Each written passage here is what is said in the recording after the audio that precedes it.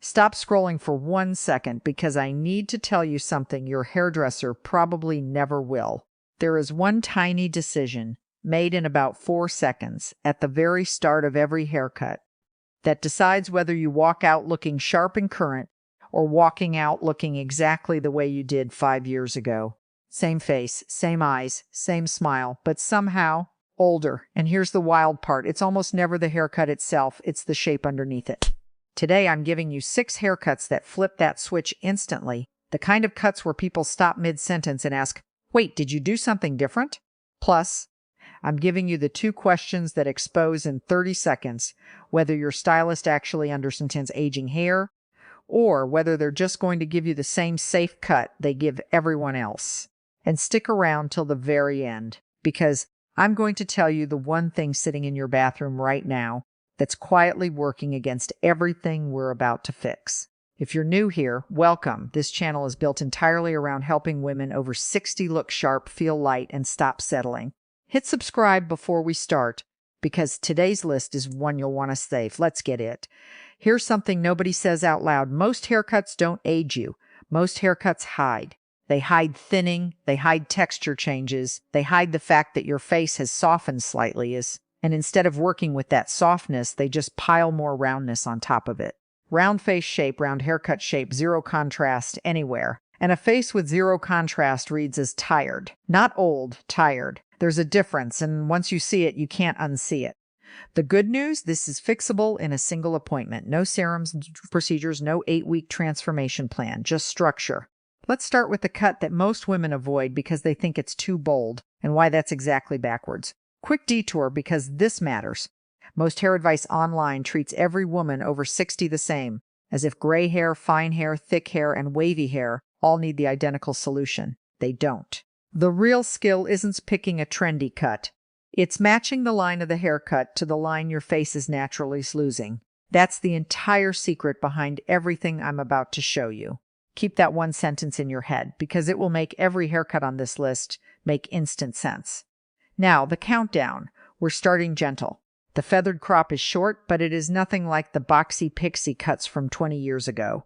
This version keeps soft, wispy pieces around the face and a slightly longer top that can be pushed to either side.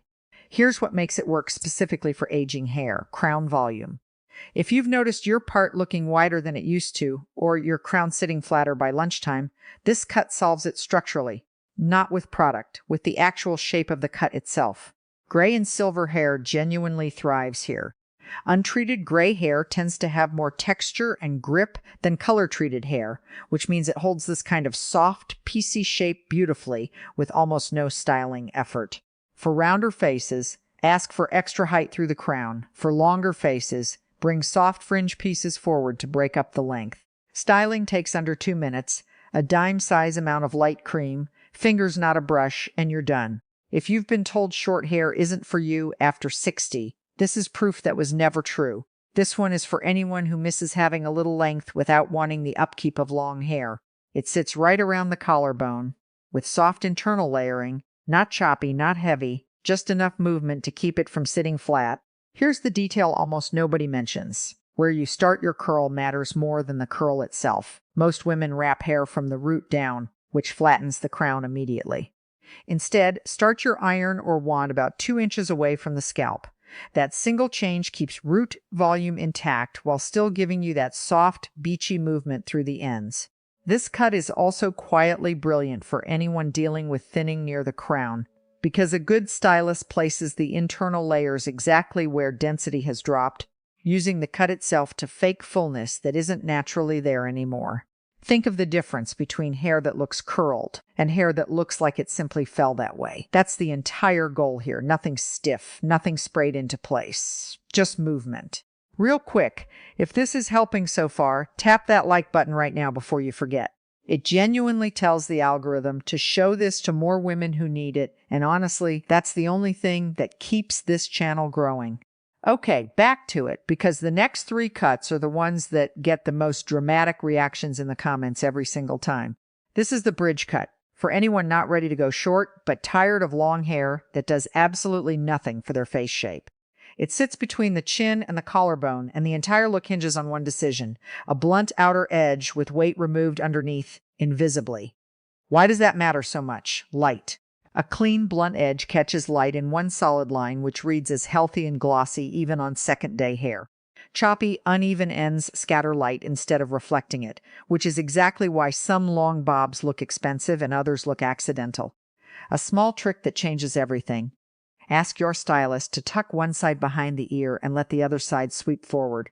That tiny asymmetry, barely noticeable at a glance, is what separates his haircut from a haircut people can't stop complimenting. This cut is also the most versatile on the list. Sleek and straight for a polished day, tousled with texture spray for the weekend, loosely waved for anything in between. One shape, endless versions of it.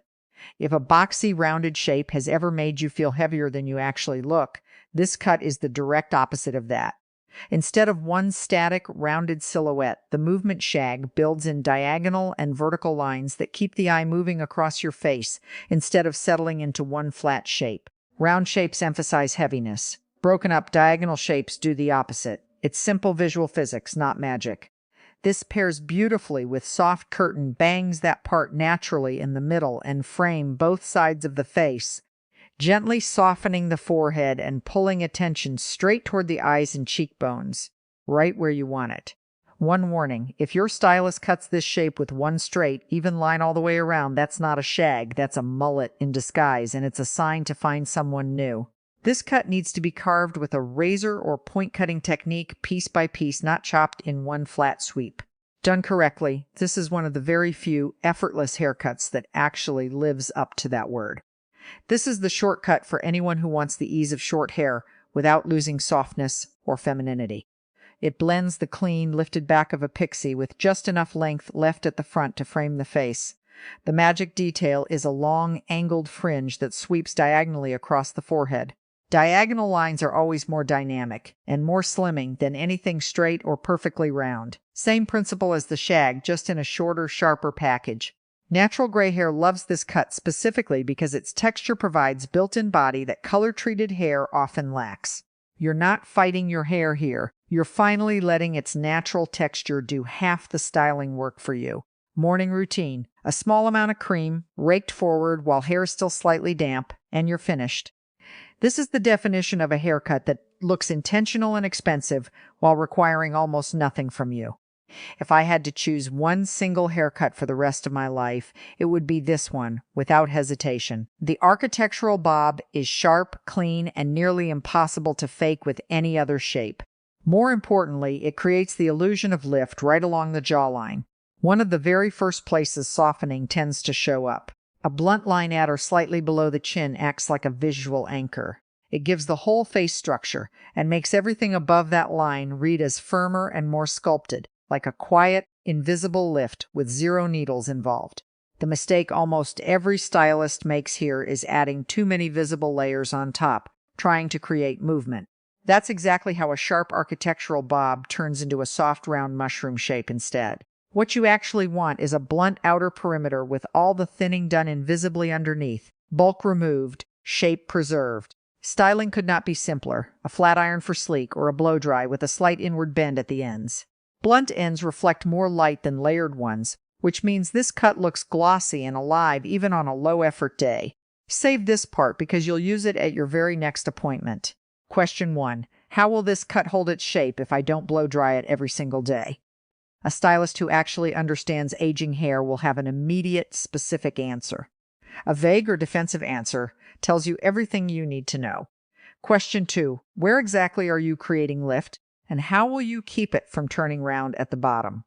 This single question reveals whether someone genuinely understands shape and structure, or whether they're just going to trim what's already there and call it a day. Before you go, one honest thing: the products sitting in your shower right now might be quietly undoing everything we just talked about. A lot of us are still using the same shampoo we bought over a decade ago, formulated for hair that had completely different needs back then. As hair ages, it becomes more porous, even when it doesn't feel that way to the touch. A moisture-focused shampoo, a lightweight leave-in, and one deep treatment a week can make even the simplest cut on this list look noticeably shinier and healthier, on camera and in person. Your hair doesn't need to be a monument to who you were 20 years ago. It just needs to catch up to who you are right now. So here's your homework. Go to the mirror. Look at your part, your jawline, the actual shape framing your face. Then ask yourself one honest question. Does this haircut lift you, or is it quietly weighing you down? If this helped even a little, hit subscribe so you don't miss next week's video, where I'm breaking down the 3 hair colors that secretly add years and the ones that take them right back off. And before you go, tell me in the comments which cut from today's list you're already picturing yourself in. I read every single one. See you in the next video.